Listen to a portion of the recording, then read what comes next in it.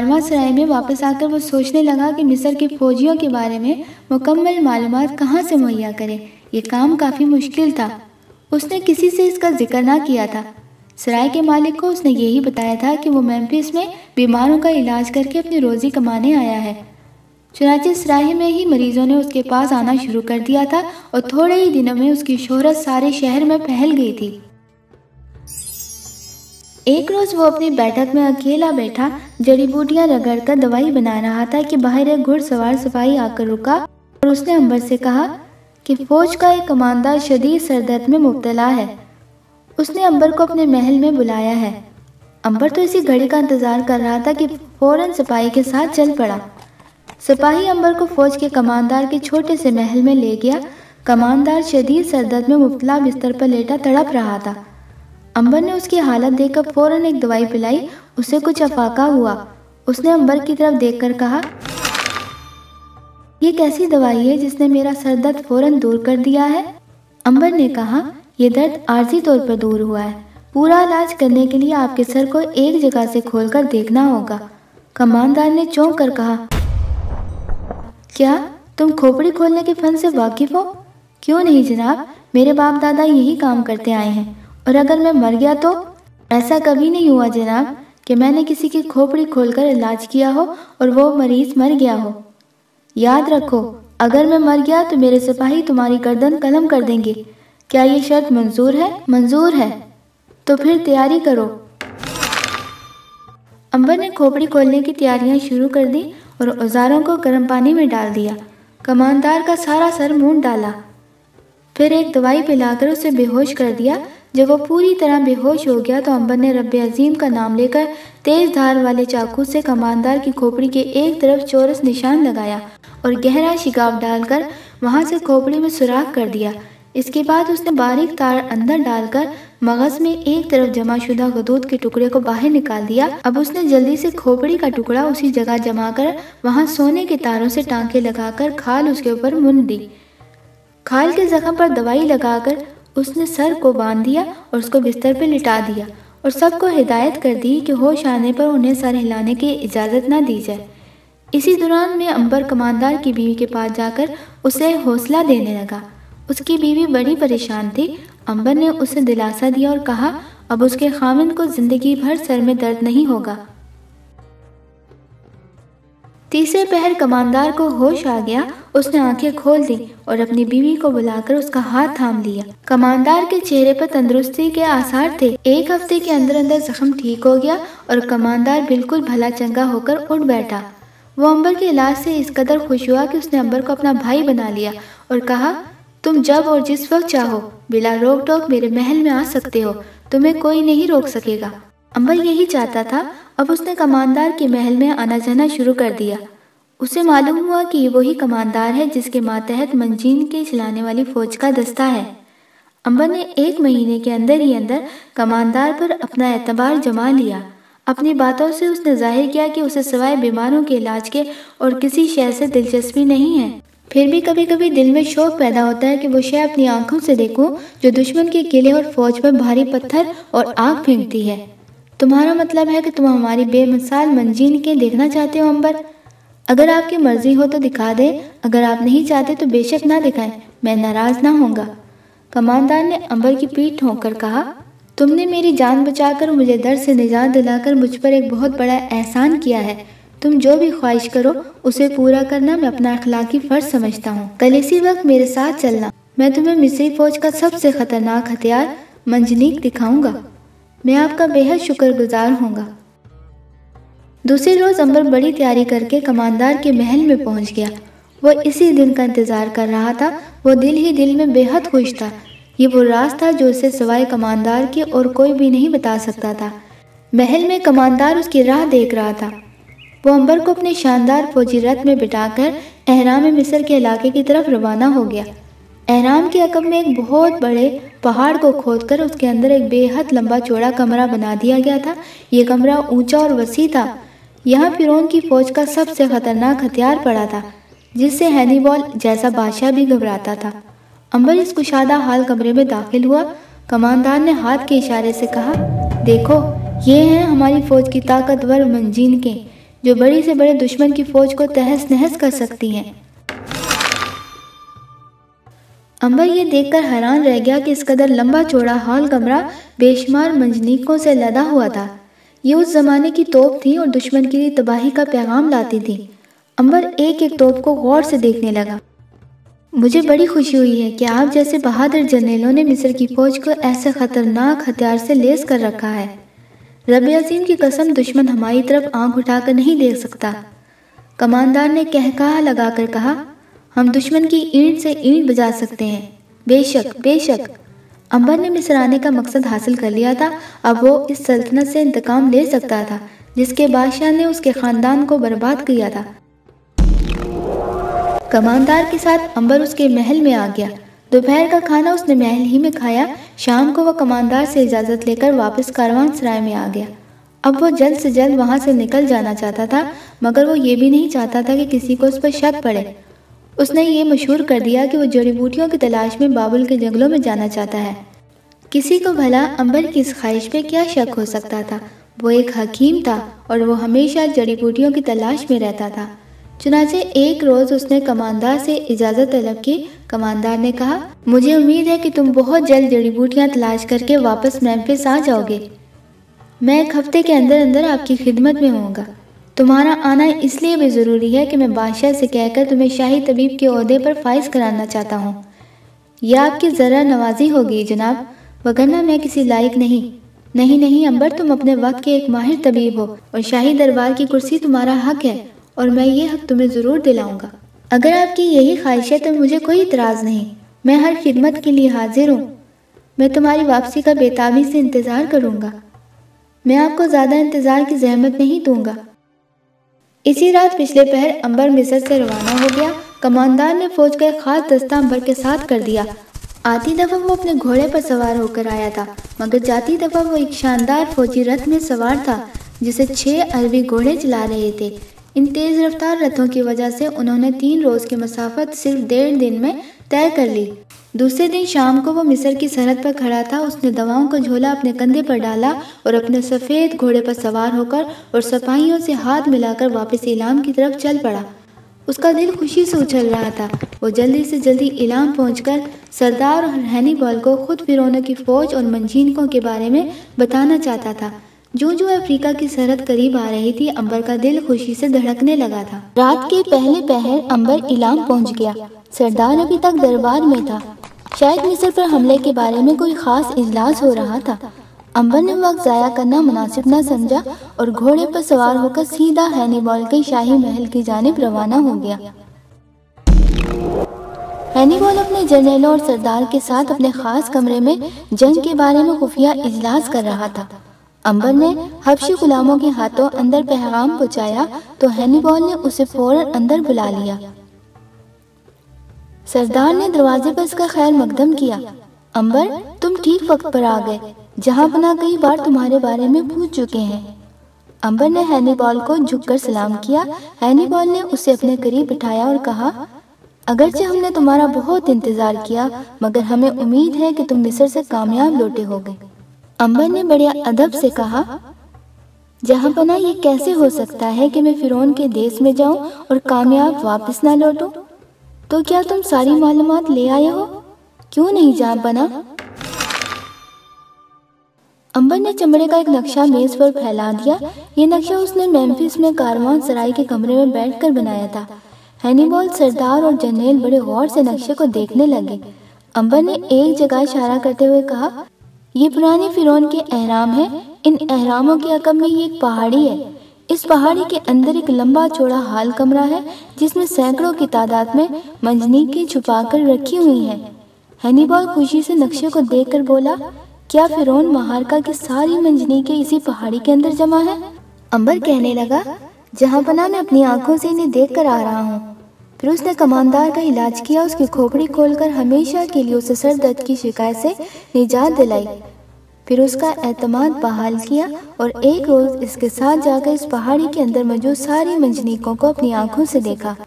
ہینیبال امبر کی ہوشیاری، فراست اور دلیری کی داد دیے بغیر نہ رہ سکا۔ اس نے کہا، اے شام کے طبیب، تم بلا شبہ اس لائق ہو کہ تمہیں فوج کا بلند سے بلند عہدہ دیا جائے، یہ بتاؤ کہ فرعون کی فوج کے بارے میں تم نے کیا معلومات حاصل کی؟ امبر نے ہینیبال کو بتایا کہ فرعون مہارکا نے تخت پر قبضہ کرنے کے بعد فوج کی تعداد کو تھوڑا سا بڑھا دیا ہے۔ اس نے فوجیوں کی تنخواہوں میں بھی اضافہ کر دیا ہے۔ اس وقت فرعون کے پاس 50,000 پیدل فوج اور 25,000 گھڑ سوار فوج ہے۔ یہ فوج کس جگہ قیام رکھتی ہے؟ آدھی فوج شہر سے باہر ایک عمارت میں رہتی ہے اور باقی آدھی فوج شاہی محل کے باہر پتھر کی چھتوں والے مکان میں رہتی ہے۔ کیا ان کے پاس ہاتھی بھی ہیں؟ ہاتھیوں کی تعداد بہت کم ہے۔ زیادہ تر ہاتھی میمفس میں منجنی کے ادھر سے ادھر لے جانے کے کام آتے ہیں، اور ہمارے پاس 500 ہاتھی ہیں جو فرعون کی فوج کو ایک ہی ریلے میں کچل کر رکھ دیں گے۔ لیکن ہمیں سب سے زیادہ خطرہ منجنیکوں سے تھا، اس لیے کہ اس فن میں مصریوں کا کوئی مقابلہ نہیں۔ اس کے لیے ہم تمہارے شکر گزار ہیں کہ تم نے اس کے بارے میں ہمیں پوری معلومات فراہم کر دی۔ اب فرعون مہارکا شکست سے ہرگز نہیں بچ سکتا۔ شکست اس کی قسمت میں لکھی جا چکی ہے۔ پھر ہینیبال نے اپنے جرنیلوں کو حکم دیا کہ فرعون کے ملک پر چڑھائی کی تیاریاں شروع کر دیں۔ جرنیلوں نے سر جھکایا اور باہر نکل گئے۔ ہینیبال، سردار اور امبر آدھی رات تک بات چیت کرتے رہے۔ ہینیبال کا خیال تھا کہ جس وقت فوج فرعون کی سرزمین پر پہنچے تو بہادر سپاہیوں کا ایک خاص دستہ پہاڑی پر حملہ کر کے تمام کی تمام منجنیکوں کو آگ لگا دے۔ امبر نے کہا، جہاں پناہ میرا خیال ہے ہماری فوج کو یہ کام چڑھائی سے 1 روز پہلے رات کو کرنا چاہیے، اس کے بعد ہمیں عام حملہ کر دینا چاہیے۔ تمہارا خیال بھی صحیح ہے، پہاڑی پر حملہ ہم رات کے وقت خفیہ طریقے سے اچانک کریں گے۔ اس کے ساتھ ہی دوسرا دستہ ہاتھیوں کے استبل میں آگ لگا دے گا تاکہ ہاتھی بھدک کر بھاگ جائیں اور اپنے ہی ملک میں تباہی مچا دیں، اور ٹھیک اس افراتفری میں ہماری فوج کو دشمن پر عام حملہ بول دینا ہوگا۔ ایسے ہی ہوگا۔ آدھی رات کے بعد سردار اور امبر واپس اپنی حویلی میں آئے تو بہت تھکے ہوئے تھے۔ وہ لیٹے ہی سو گئے۔ صبح اٹھ کر وہ محل میں پہنچ گئے۔ فوج میں تیاریاں بڑے زور و شور سے ہو رہی تھیں۔ اسلحہ خانے میں دھڑا دھڑ تیر کمان، نیزے، تلواریں اور دوسرا جنگی سامان تیار کیا جا رہا تھا۔ 1 ہفتے کے اندر اندر ساری فوج کو حملے کے لیے تیار کر دیا گیا۔ اور پھر ایک روز ہینیبال کی 70,000 فوج نے فرعون کے شہر میمفس کی طرف کوچ بول دیا۔ فوج نے 10 ٹکڑیوں میں الگ الگ راستے سے اپنے سفر شروع کیا۔ رتھوں پر سوار فوجیوں کا دستہ دریا کے ساتھ ساتھ روانہ ہوا۔ ہاتھیوں کا دستہ پہاڑی راستے کو چھوڑ کر میدانی راستے سے چلا۔ گھڑ سوار ہینیبال کے ساتھ تھے اور پیدل فوج ایک بہت بڑے جہاز میں سوار ہو کر دریائے نیل کے دہانے کی طرف روانہ ہو گئی۔ 11 روز کے سفر کے بعد یہ ساری کی ساری فوج مصر کی سرحد پر ایک جگہ اکٹھی ہو گئی۔ پیدل فوج جہاز میں سے اتر کر دریائے نیل کے کنارے کنارے چلتی گھڑ سوار ہاتھی والوں اور رث سواروں سے آن ملی۔ منجنیکیں بھی ساری کی ساری صحیح سلامت پہنچ گئیں۔ یہ ساری جنگی کاروائی بڑی خاموشی اور رازداری سے ہوئی۔ پھر بھی خبر کرنے والے جاسوسوں نے فرعون مصر مہارکا کو خبر کر دی کہ ہینیبال افریقہ سے بڑے فوج لے کر مصر کی سرحد پر پہنچ گیا ہے۔ فرعون نے جنگ کا اعلان کر دیا اور میمفس شہر کے تمام دروازے بند کر دیے۔ اس نے پہاڑی پر پہرا بٹھا دیا۔ 1 لاکھ پیدل اور گھڑ سوار فوج کو لے کر شہر سے باہر نکل آیا اور ایک ریتیلے میدان میں ٹیلوں کے درمیان پڑاؤ ڈال کر دشمن کا انتظار کرنے لگا۔ شہر کی فضیل کے اوپر سپاہی تیر کمان لے کر چڑھ گئے تھے۔ وہاں کھولتے ہوئے تیل کے بڑے بڑے کڑاہے بھی رکھ دیے گئے تھے۔ یہ کھولتا ہوا تیل دشمن کے سپاہیوں پر انڈیلا جاتا تھا جو فضیل کی دیوار پر سیڑھی لگا کر چڑھنے کی کوشش کرتے تھے۔ اب ہینیبال نے اپنی خاص چال چلی۔ اس نے 20,000 فوج کو پیچھے رکھا اور 15,000 فوجیوں کو آگ لگانے کا سامان دے کر پیچھے سے ہو کر پہاڑی کی طرف روانہ کر دیا، اور خود 30,000 سپاہیوں کے ساتھ سامنے کی طرف سے اس میدان کی طرف بڑھنے لگا جہاں فرعون مہارکا کی فوج نے ڈیرا ڈال رکھا تھا۔ وہ چاہتا تھا کہ فرعون کی فوج کو سامنے کی طرف الجھائے رکھے تاکہ عقب کی طرف جانے والی 15,000 فوج کے سپاہیوں کو پہاڑی پر حملہ کر کے منجنیکوں کو آگ لگانے کا موقع مل جائے۔ فرعون ان منجنیکوں کو آخری وقت میں نکالنا چاہتا تھا۔ اس کا خیال تھا کہ اس کی 1 لاکھ فوج ہینیبال کے سپاہیوں کو کچل کر رکھ دے گی۔ جنگ شروع ہو گئی۔ سپاہی شیروں کی طرح لڑنے لگے۔ تیروں نیزوں کی بارش شروع ہو گئی۔ تلوار بجلی کی طرح چلنے لگی۔ دوسری طرف 15,000 سپاہیوں نے اہرام کے پہلو والی پہاڑی پر حملہ کر دیا۔ وہاں فرعون کی مختصر سی فوج تھی۔ ہینیبال کے سپاہیوں نے اس سے ہلا کر کے پہاڑی کا دروازہ توڑ دیا اور اندر داخل ہو گئے۔ اندر انہیں بے شمار مجنیکیں نظر آئیں تو وہ حیران رہ گئے۔ امبر کی جاسوسی کام کر گئی۔ سپاہیوں نے ساری مجنیکوں پر رال کا تیل پھینک کر آگ لگا دی۔ مجنیکیں لکڑی کی تھیں، رال نے بھڑک کر انہیں جلانا شروع کر دیا۔ سپاہی آگ لگا کر واپس چل پڑے۔ میدان جنگ میں لڑائی ہو رہی تھی کہ کسی نے فرعون کو را کر بتایا کہ اب دشمن نے پہاڑی پر حملہ کر کے ساری مجنیکوں کو آگ لگا دی ہے۔ یہ فرعون کے لیے ایک بہت بڑا صدمہ تھا۔ وہ بوکھلا گیا، مگر اس نے ہمت نہ ہاری اور کسی سے کچھ نہ کہا۔ وہ اپنے ہاتھی سے اترا اور گھوڑے پر سوار ہو کر اسے دوڑاتا ہوا اہرام کے پہلو والی پہاڑی پر پہنچ گیا۔ پہاڑی کے دروازے سے آگ کے شعلے آتش فشاں پہاڑی کی طرح باہر نکل رہے تھے۔ پہاڑی کے اندر ساری کی ساری مجنیکیں جل کر راکھ ہو رہی تھیں۔ فرعون وہیں سے گھوڑے کو سر پر دوڑاتا ہوا واپس میدان جنگ میں آ گیا۔ ہینیبال کو معلوم ہوا کہ دشمن کا سارا اسلحہ جل کر راکھ ہو گیا ہے، تو اس نے ایک نئے جذبے اور ولولے کے ساتھ حملہ کر دیا۔ یہ حملہ ہینیبال کی ساری فوج کا حملہ تھا اور اس قدر شدید تھا کہ فرعون کی فوج کے قدم اکھڑنا شروع ہو گئے۔ فرعون کے جرنیل اپنے سپاہیوں کی ہمت بڑھانے کی سر توڑ کوشش کر رہے تھے، مگر ہینیبال کا تازہ دم فوج کا دباؤ شدید ہو رہا تھا۔ آخر فرعون کی فوج کے پاؤں اکھڑ گئے اور اس نے پیچھے ہٹنا شروع کر دیا۔ ہینیبال اب خود میدان جنگ میں کود پڑا اور دشمنوں کو گاجر مولی کی طرح کاٹنے لگا۔ یہ عالم دیکھ کر فرعون کی فوج کا رہا حوصلہ بھی ختم ہو گیا۔ اس نے شہر کی فصیل کی طرف بھاگنا شروع کر دیا۔ فرعون اس سے پہلے بھاگ کر شہر میں داخل ہو چکا تھا۔ ہینیبال بھاگتی ہوئی فوج پر نیزے اور تیر برسا رہا تھا۔ ہزاروں فوجی ہلاک کر دیے گئے۔ ہینیبال فصیل کے قریب پہنچ کر رک گیا۔ اس نے اپنے فوجی کو نئے سرے سے ترتیب دی اور فصیل پر مجنیکوں سے پتھر پھینکنے شروع کر دیے، مگر یہ مجنیکیں ہلکی قسم کی تھیں۔ ہینیبال نے ہاتھیوں کو چھوڑ دیا تاکہ وہ شہر کے دروازے کو توڑ ڈالیں۔ فصیل کے اوپر بیٹھے ہوئے سپاہیوں نے ہاتھیوں پر کھولتا ہوا گرم گرم تیل انڈیل دیا۔ ہاتھی جل کر مر گئے اور سینکڑوں فوجی بھی جل کر بھسم ہو گئے۔ ہینیبال نے حملہ روک دیا۔